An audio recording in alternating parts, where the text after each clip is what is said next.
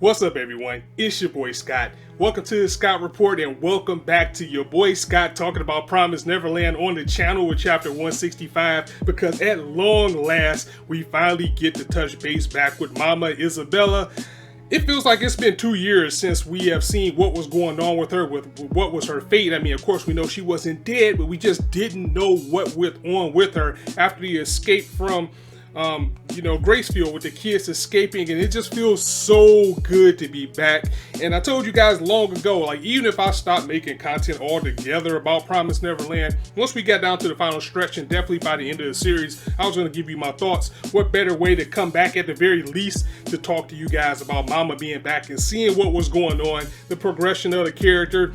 In a way, it kind of went the way that I thought it would, honestly, but it was still just good to see this character because she is among one of my favorites in the series. And here we are, started at the chapter. We go back about a year with Mama, just her just being in captivity. She's been in a cell. She's just been contemplating, her life and, helping the kids escape with Gracefield and what she was going to do next, basically in a state of repentance where she was like, you know what, I want to be free. I want to be out of this system. I don't want to do this to these kids anymore. So if I'm going to die, if I'm going to be served up to Tafari as some food, I might as well go ahead and do it. I deserve it. I need to go down. But come on now, it wasn't going to be that easy, especially when you're dealing with James Rattari and how vindictive he can be.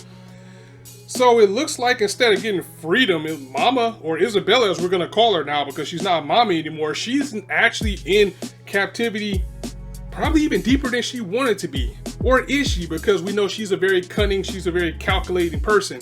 Basically with the raids on the royal families, with them all being taken down, with the kings and everything, with all the farms being taken over, with the kids going on the attack, Rattari came to Isabella and gave her an offer because, she wanted to die. She was willing to die or get eaten or whatever just so she could be free. But she ain't gonna get out that easy because that would be almost like mercy. And we know that Rattari isn't about that. In fact, she got a promotion because we know those things come when they're not supposed to sometimes or when you don't want them. But long story short of it looks like Mama actually got promoted in this chapter. She got promoted to a grandmother, as a matter of fact, because even she was a little bit confused about this because the previous grandmother, Sarah, she was like, why am I getting the grandmother title? I mean, I failed. I let top of the top kids go in Gracefield.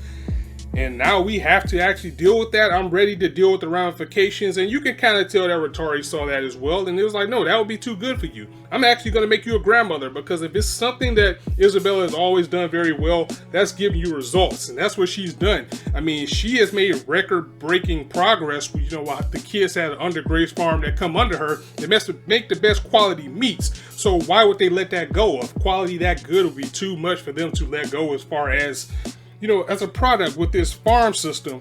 So in turn, they put everything on the grandmother. They put everything on Sarah. They was like, yeah, you couldn't control the Gracefield kids. You let them escape. But it was the grandmother's responsibility to control you. So she gets more to blame in this than you. Of course, we see so much value in you. Why would we let you go? So it looks like even though Mama was praying for an end to get out of this system, she's roped back in and she's into a bigger role than she could have anticipated for.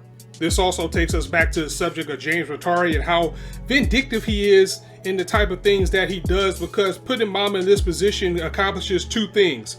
First is punishment, because again, as I've said, that would have just been too easy for her to just let herself be killed, because now she has something to be forgiven for. Now she has something to contemplate. She has a reason to want to accept her death. And what's fun is it with executing someone in a murderer standpoint if they actually want it. But the second thing will also be confrontation, because this puts her right into the line of sight of Ray, Norman, and Emma and the rest of the kids that are coming to Gracefield Farm, because in order to take down the system, they're going to have to take down her too. Now, if we can talk about that first point a little bit, again, going back to the part of Mama always wanted to get out the system, Rattari, he kind of spent some things a little bit, and he's been, for the most part, he's probably been my biggest gripe about Promised Neverland right now, because he is really just a violent and just evil person. I mean, of course, he has his plans, he has his ways, things go out in his favor, but he has stripped the mind games away from Promised Neverland. Like, even with everything that he is promising Isabella right now, I mean, we know that she's too smart to know that this is how it's going to work out, because he was like, I'm going to make you a grandmother, because, you know, letting you die would just be a waste and you're not going to be food. We want to keep the system going. We want to keep you making that good product. So by making you a grandmother, these are things I can promise you. You will get freedom in another way. You don't have a number anymore. You don't have a tracker on you anymore. And also, I'm pretty sure about her being a grandmother, she has more access to surveillance and things that she probably didn't have access to as a mama. So in turn, this could actually work out in Isabella's favor in a very big way if she is still on the path to help these kids out, because now that she is in a higher position, she can't be monitored because she doesn't have the chip. Well, I'm pretty sure she can, but it's at a lesser extent.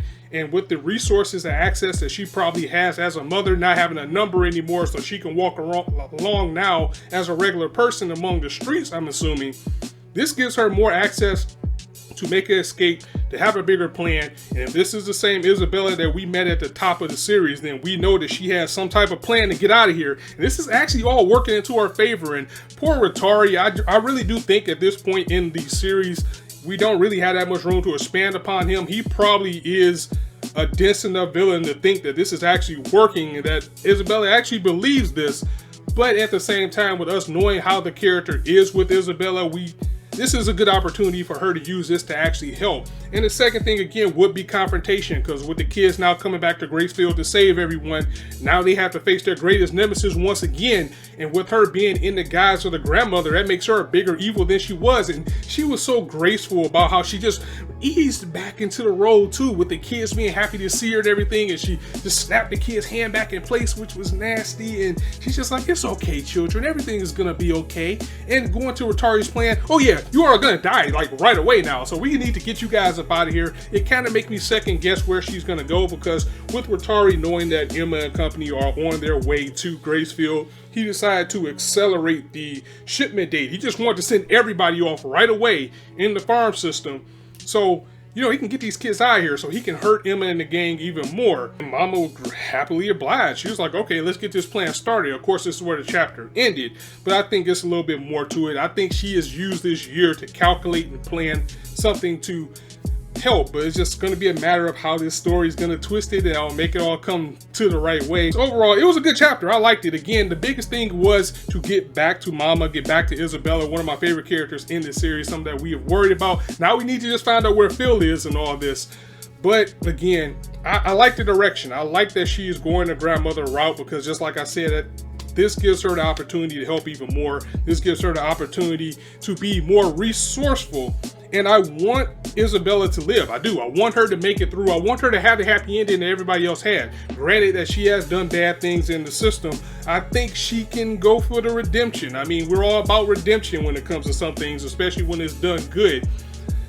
But she has so many bodies under her as well that, you know, maybe her going out would be the best thing for her. Maybe that really is what she wants. And with her having the resources that she has as a grandmother, I can see that being an option too. And her using everything she has at her disposal as a last hurrah to take down the system, and a last, you know, middle finger to Ratari and his system, who just wants to keep everything going, even in the uprising of the war, you know, with him capturing Musica and Sungju and trying to have them executed, as we found out that, of course, their cursed blood isn't exactly cursed. The blood that these guys have can actually make demons better, because they won't need to eat humans anymore if they just took the blood. But you can't have that, because, you know, the farms are money, and then the money is how people stay in power. And then when people's powers are threatened, they start to do desperate things. And Ratari, for the most part, is doing something very desperate. He's doing everything he can to try to keep this system in place. And I really wanted more of him out of a villain, but it just seems like now that we're at the tail end of this series, he's just going to be just a generic evil villain that we're just going to have to take out. So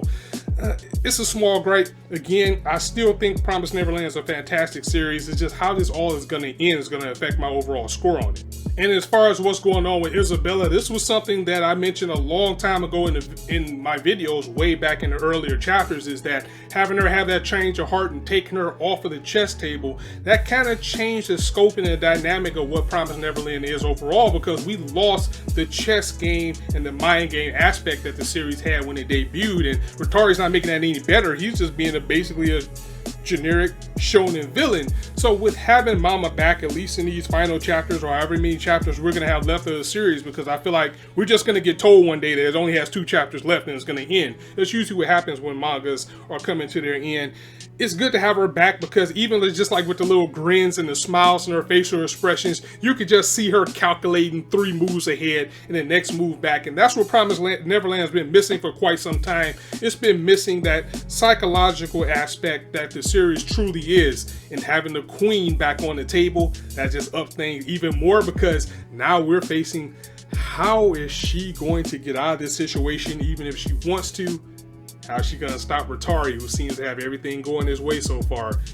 More importantly, how is she gonna make this all work with Ray and Emma? Knowing Emma wants to save her too. I know Emma does. Emma is the type of character that I can see with the direction that they went where that she would forgive Isabella for what she's done. So with that being said, maybe they'll try to save her too. And third, where is Phil? Where's our boy? Where's our little savior? Maybe, just maybe, I'm hoping that she has a plan with him as well, because now everybody's at the front door. The battle lines are set. The kids that were captured at Gracefield are being set off to execution. Mama's there as the grandmother to execute them and send them off. And now we have Ray, Norman, Emma, and the rest of the gang there just ready to get into the next stage. So guys, I'm gonna go ahead and get up out of here. Again, it feels good to talk about Promised Neverland. I want to keep doing this, but either way, let me know what you guys thought of the chapters. Let me know your thoughts and theories, because I love talking to you guys about this series. What do you think Mama's plan is? Is she in 100%? I don't think she is. Is she in 100% with, you know, this plan to be the grandmother, or is she just using this as, you know, a means to just take down the system from within? I think that is the more feasible option, but you never know what could happen in this series, especially when you start getting to the ending. And also, where's Phil? Let me know what you guys think about that. And overall, let me know what you guys think of the chapter, and I will catch you guys next time. So, as always, if you liked the video, go ahead and drop a like, and if you want to hear more, go ahead and hit that subscribe button, as I try to upload as much as I can so you can have as much content to indulge on this channel. And as I always say, you guys can be anywhere on YouTube right now, but you chose to listen to me. I really appreciate that, so thanks for stopping by. And with me not uploading as much, I really do need to make another outro, or maybe I'll just say goodbye to you guys. You know how I am. We just go on the fly here with the Scott Report. So until next time, it's your boy Scott signing out. See you soon.